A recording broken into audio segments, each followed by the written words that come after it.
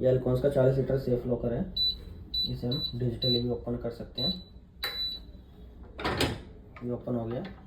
इसमें ट्रे आती है, आप रिमूव भी कर सकते हैं और मतलब लगा सकते हैं।